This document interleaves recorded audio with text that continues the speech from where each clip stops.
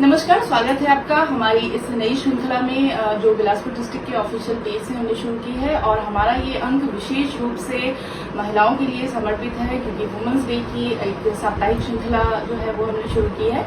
आज हमारे साथ श्रीमती सीमा चतुर्वेदी जी हैं, जो कि एक राष्ट्रपति से सम्मानित शिक्षिका हैं और बहुत ही अच्छा काम इन्होंने किया है। और कहीं न कहीं अगर हम ये कहें कि इन्होंने अपना जीवन शिक्षा के प्रति समर्पित कर दिया है, स्कूल के बच्चों के लिए समर्पित कर दिया है, तो ये अतिशयोक्ति नहीं होगी। मैडम, स्वागत है आपका। Thank you. नमस्कार मैम, आपसे ये जानना चाहेंगे कि नौकरी या कामकाज तो हर कोई करता है, लेकिन आपको इस तरह की प्रेरणा कैसे मिली कि आपका जो ये सफर है शिक्षा के क्षेत्र में काम करते हुए या एक शिक्षिका के रूप में जो आप इस मुकाम तक पहुंची? जी, सबसे पहले तो बहुत बहुत धन्यवाद आज यहाँ पे आमंत्रित करने के लिए।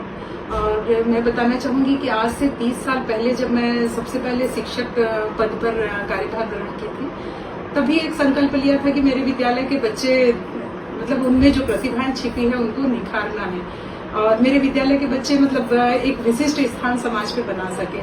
और इसीलिए पूरे जोश और जुनून के साथ विगत 20 वर्षों से लगातार लगी हुई हूँ। और चूंकि हमारे सरकारी विद्यालय में बच्चे बहुत ही होनहार तो होते ही हैं, उनको हमको बस तराशना होता है। तो हम पाठ्यक्रम को आधार बनाकर विभिन्न शैक्षिक और सह शैक्षिक गतिविधियों के माध्यम से बच्चों को सिखाने की कोशिश लगातार करते हैं।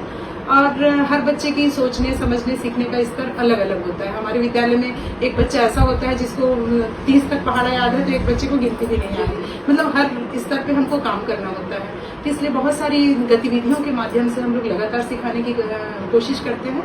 और इसका प्रभाव ये होता है कि हम लोग छोटी छोटी गतिविधि जैसे प्रार्थना सभा में ही बच्चों को अपने दिनचर्या पे चर्चा करना या अपने अनुभव सुनाना, अपने विचार सुनाना, मतलब ये गतिविधि इतनी सामान्य लगती है, बहुत छोटी लगती है, लेकिन इसका प्रभाव बहुत सुखद होता है। और इसी के बदौलत है कि मेरे बच्चे लगातार मंच पे जाना, माइक पे बोलना या ग्रुप डिस्कशन करना, ये सब में उनकी सक्रिय भागीदारी होती है।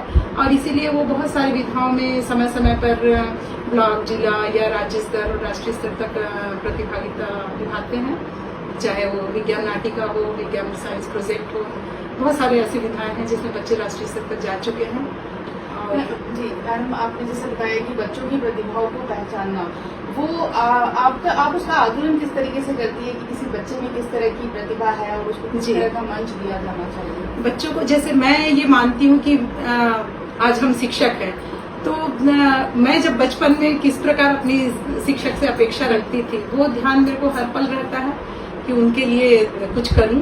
और चूंकि हम मातृवत माताओं को या महिलाओं को तो ईश्वर प्रदत्त प्रकृति प्रदत्त एक गुण मिला हुआ है वात्सल्य ममता का, तो ये बच्चे मतलब एकदम आश्वस्त हो जाते हैं। डर भय सबसे पहले मुक्त करना होता है, फिर वो खुलकर हमसे बात करते हैं। उनके घरेलू परेशानियां हैं, जो भी हम जब बात करते हैं तो सब बात निकल कर सामने आ जाती है। उनकी प्रतिभा फिर समय समय पे जो गतिविधियां कराते हैं उससे भी निकल कर आ जाती है। फिर उनको बस हमको निखारना होता है। मैम, आप ये बताइए कि आपके यहाँ के बच्चे, जैसे आप विभिन्न सरकारी स्कूलों में रही हैं, आपने अपनी सेवाएं दी हैं, तो मैं आपसे ये जानना चाहूंगी कि जो आपकी शुरुआती समय है या जिन भी स्कूलों में आपने अपनी सेवाएं दी हैं, वहाँ पे किस तरह का इनोवेटिव आपने काम किया है या किस तरह की आपने शुरुआत की है कि जिसको इस तरह से पहचान मिली कि आपको राष्ट्रपति की ओर से, माननीय राष्ट्रपति की ओर से सम्मानित किया गया? जी, तो सबसे पहले तो हमारे सरकारी स्कूल के बच्चों में प्रतिभाओं की कमी नहीं है, हम लोग को बस उसको तराशना होता है।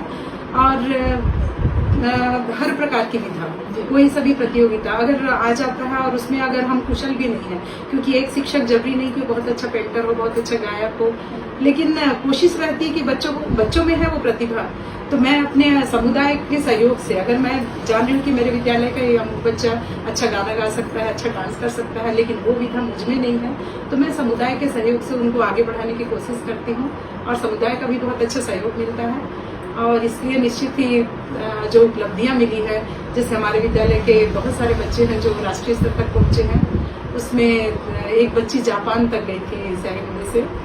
तो ये कोरबा से, हाँ, कोरबा जिले से। अभी यहाँ पर आए मेरे को 2 साल हुए हैं और पिछले साल बच्ची नेशनल के लिए सेलेक्ट हुई। नानवेन वेब पर प्रोजेक्ट बनाया था वो, राष्ट्रीय बाल विज्ञान होता है, उसमें जिला से वो चयनित होते हुए राज्य स्तर पे पहुंची और राज्य से अहमदाबाद में था, ये पिछले जनवरी को था ये प्रोग्राम।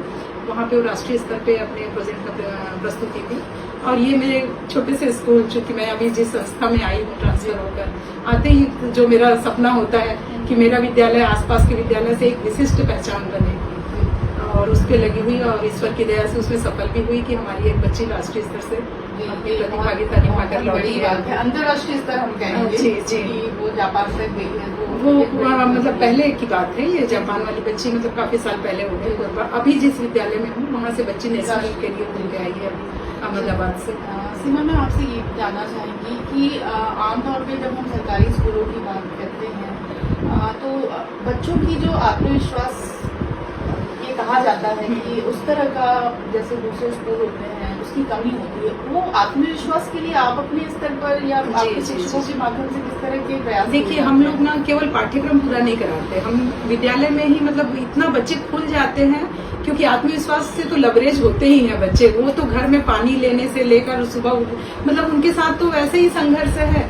उनको तो हमको किताबी ज्ञान ही बस देना है, बाकी चीज तो पहले से ही। चाहे प्राइवेट स्कूल की बात करते हैं जहाँ पे अच्छे जूते मोजे टाइप में मतलब बच्चे अपडेट आते हैं, लेकिन हमारे बच्चे ठीक है, थोड़े से उनका परिवेश ऐसा होता है, लेकिन उनमें क्षमताएं बहुत होती है और परिस्थितियां उनको बहुत कुछ सिखा देती है। जैसे हम कोई पाठ पढ़ा रहे हैं, लेकिन अनुभव तो उनके पास पहले से है ना। कृषि का पाठ है, हम मान लो कृषि का पाठ है उनके सिलेबस में, वो तो सैद्धांतिक रूप से देख रहे हैं, उसको व्यवहारिक रूप से देख रहे हैं। कृषि बस लिखने में बस वो झिझक को दूर करना है, और झिझक दूर करने के लिए सबसे अच्छा होता है हमारा प्रार्थना सभा। तो इसलिए मेरी कोशिश हमेशा रहती है कि बच्चों को वहाँ पे, वो हर बच्चे को हम मौका देते हैं, चाहे वो किसी भी स्तर का बच्चा हो, वो सामने आके कुछ ना कुछ अपनी बात जरूर करता है। प्रतिदिन ये हर विद्यालय में मतलब मेरे स्कूल में शुरू से होते आया है, मैं 30 साल हो गए और ये काम करती हूँ, और इसका प्रभाव बहुत अच्छा मिलता है, सुखद होता है।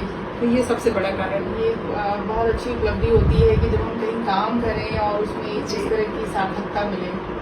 और बच्चों को मतलब अगर हम नाम से पुकारते हैं, क्योंकि सबसे पहली कोशिश रहती है कि स्कूल में जहाँ पहले ट्रांसफर होके आए या कोई भी हमारे नए बच्चे जब जुलाई में एडमिशन लेते हैं, तो सबसे पहले मैं अपने सभी शिक्षकों को भी यही कहती हूँ कि सबसे पहला काम है आपको बच्चों के नाम तो तुरंत याद कर लीजिए, उनको नाम से पुकारिए। हाँ, फिर वो धीरे धीरे हमसे जुड़ते चले जाते हैं। उनको ऐसा लगता ही नहीं है कि हम कुछ पूछेंगे तो मैडम से डांट मिलेगी।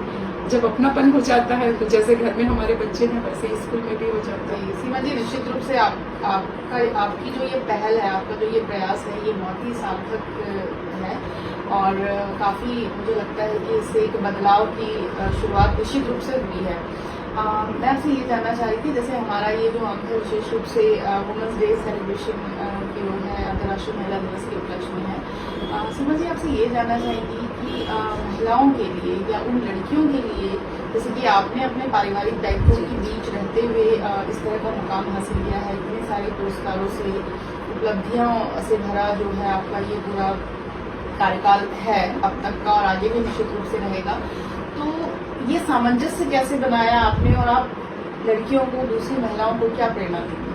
जी, सबसे पहले तो अभी वर्तमान समय में कहा जाए महिलाओं की स्थिति में काफी सुधार आया है, और वो पहले से अधिक सशक्त हुई है, निश्चित है, शिक्षा के क्षेत्र में चाहे रोजगार के क्षेत्र में, लेकिन अभी भी बहुत कुछ होना बाकी भी है।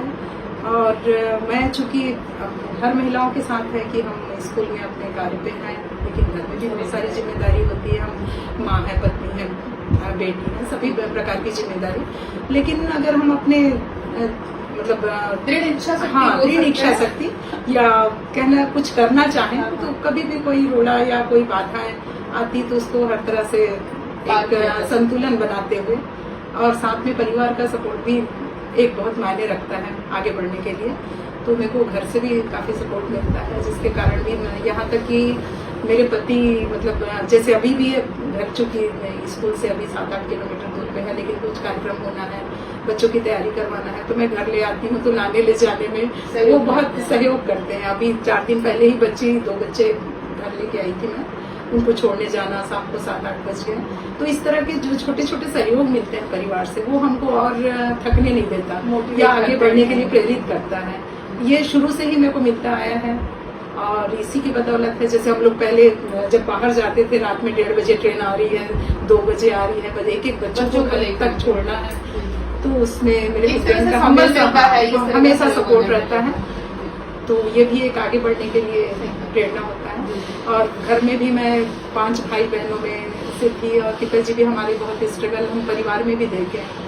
तो मैं कहती हूँ कि हम सभी महिलाओं के लिए प्रेरणा स्रोत तो हमारे आसपास ही ऐसी बहुत सारी कहानियां मिल जाती हैं, चाहे हमारे घर में काम करने वाले लोग हों या हमारे परिवार के मेंबर हो, उनके जीवन की कुछ ऐसी कहानियां घटनाएं होती हैं जिसके कारण वो भी हमको आगे बढ़ने को प्रेरित करता है।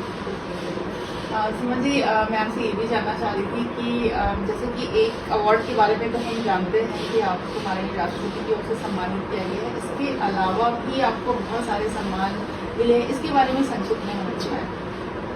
मैं विगत 30 वर्षों से शिक्षकीय कार्य कर रही हूँ और इससे पहले बहुत सारे जो जिला स्तर पे, चाहे जैसे अपने कोरबा में भारत महोत्सव, अक्षय अलंकरण, जिला स्तर पे और भी कई सम्मान प्राप्त हुए हैं। विभिन्न सामाजिक संगठनों में लायंस क्लब, रोटरी क्लब दर्शनी है और 2009 में राज्यपाल पुरस्कार प्राप्त हुआ। अक्षय अलंकरण मिला राज्य स्तर का, ये बेस्ट प्रधान पाठक का था। साथ में राष्ट्रीय अवार्ड मिला और एक नवाचारी के लिए IIT दिल्ली में पुरस्कृत किया गया। इस प्रकार ये उत्साह मतलब हमको और अधिक प्रेरित करते हैं। ये कहीं न कहीं रिकॉग्नाइजेशन अगर मिलता है आपके काम को, अवार्ड की मुझे लगता है भूख तो नहीं होती हाँ, होगी, नहीं, फिर भी ये तो जानते ही नहीं थे कि ऐसा कुछ होता है। कोई राष्ट्रपति पुरस्कार भी होता है, राज्यपाल भी होता है, ये नहीं पता था। बस एक जुनून था काम करने का, कर रहे थे और ये ऊपर वाले का आशीर्वाद है, प्रसाद के रूप में ये भी प्राप्त हुआ साथ में। लेकिन काम करने में बहुत खुशी मिलती है, बच्चों को आगे बढ़ाने में। अभी आपकी कोई और योजना है, कुछ ऐसा? मेरी योजना मतलब मैं शुरू से ही ना, मेरा विद्यालय सबसे अच्छा बेस्ट विद्यालय रहे, वो बेस्ट रहे। तो इसलिए अभी तक जहाँ जहाँ जिस संस्था में गई बच्चे आगे बढ़े, तो अभी मैं जहाँ पे हूँ अभी वहाँ भी कोशिश हमेशा रहेगी। जैसे ज्वाइन करी वहाँ दर्ज संख्या बहुत कम थी, मात्र जून 22 अभी जुलाई 22 में जब हुई ना ज्वाइनिंग, 16 बच्चे मात्र। तो ये मेरे लिए एक चुनौती था कि बच्चों की संख्या इतनी कम, मैं क्या करूँगी आगे। और फिर हम लोग लग गए, बस दर्ज संख्या बढ़ाना है और बच्चे तभी बढ़ेंगे क्योंकि आसपास बहुत सारे प्राइवेट स्कूल हैं, सब आत्मानंद भी बन गए हैं, तो इसलिए भी बच्चों की दर्ज संख्या कम थी। विगत कई वर्षों से मतलब वहाँ पे 20, 25, 22 ऐसा ही चल रहा था। मैं पुराने रिकॉर्ड भी देखी जब 5 साल से ये है। तो हम लोग समुदाय के बीच गए। सबसे पहले तो उनको अपने भरोसे में लेना होगा कि आप यहाँ पे अपने बच्चों को एडमिशन करा रहे हैं, तो आपको पछताना नहीं पड़ेगा। तो ऐसे छोटे छोटे कई कार्यक्रम करके हम नुक्कड़ नाटक जैसे, जहाँ पे दुर्गा उत्सव समिति, गणेश उत्सव समिति, वहाँ पे जाके अपने बच्चों का एक कार्यक्रम रखें और फिर लोगों को आपने जोड़ने की कोशिश की कि वो आपके और लोग तभी जुड़ेंगे जब उनको विश्वास होगा कि हमारे बच्चे यहाँ जा रहे हैं। तो इसलिए 16 से ना फिर 40 हुए पिछले सत्र में, इस बार 56 हुए। आने वाले समय पे धीरे धीरे बच्चे बढ़ेंगे क्योंकि वहाँ पे प्राइवेट विद्यालय बहुत ज्यादा अधिक है, पर कोशिश हमेशा रहेगी। और मुझे लगता है निश्चित रूप से आप जिस तरह से प्रयास कर रही है, घर सर्वे भी किए थे ना हम लोग, प्रयास है, इसमें सफलता जरूर मिलेगी सीमा जी। एक अंतिम प्रश्न ये कहना चाहूंगी मैं कि हमारी जो महिलाएं हैं आमतौर पे वो उस तरीके से मोटिवेट नहीं हो पाती हैं या घरेलू दायित्वों के बीच अगर फंस कर रह जाती हैं, या बहुत सारे ऐसे सपने होते हैं जो पूरा तो करना चाहती हैं, आगे बढ़ना चाहती हैं, लेकिन वो उस तरीके से या तो उन्हें माहौल नहीं मिल पाता या खुद भी उनमें इस तरह के आत्मविश्वास की कमी होती है। तो वो कैसे वो उससे बाहर आ सकती हैं और जो सपने हैं अपने या कोई अपेक्षाएं हैं जीवन को लेकर, कुछ इच्छाएं हैं, उसको कैसे पूरा कर सकती है एक आम महिला? ठीक, तो कोई हर मार्ग शिक्षा से ही होकर जाता है। मतलब कोई भी समस्या है उसका समाधान आपको शिक्षा में ही मिलेगा। तो सबसे पहले तो इधर ध्यान देना होगा कि महिलाएं पढ़ी लिखी हो नहीं है तो उनको जागरूक, बालिका शिक्षा बहुत जरूरी है, बढ़ावा देना है। और साथ में अगर वो इस स्तर तक आ चुकी हैं कि किसी कारणवश नहीं पढ़ पाई हैं, लेकिन उनको जागरूक करना है हमको। गवर्नमेंट की भी बहुत सारी ऐसी योजनाएं रहती हैं, पर वो जागरूक नहीं रहेंगी, अपने अधिकारों के प्रति सजग नहीं रहेंगी, तो फिर उनका लाभ नहीं ले पाएंगी। तो इसलिए हर महिलाओं को जागरूक करना होगा, उनको सशक्त बनाना है, आत्मनिर्भर करना है। तो ये बहुत सारे ऐसे माध्यम हैं, मुझे लगता है कि जो हर वर्ग की महिला के लिए शासन की इतनी कल्याणकारी योजनाएं हैं, SHG के जरिए भी, जैसे अगर यदि कोई महिला कम पढ़ी लिखी है तो उससे भी वो कौशल विकास अभी जैसे चल रहा है महिलाओं के लिए विशेष योजनाएं विशेष हैं रूप से जिससे कर वो लाभ सकते हैं। उठा हाँ। तो ये छोटी छोटी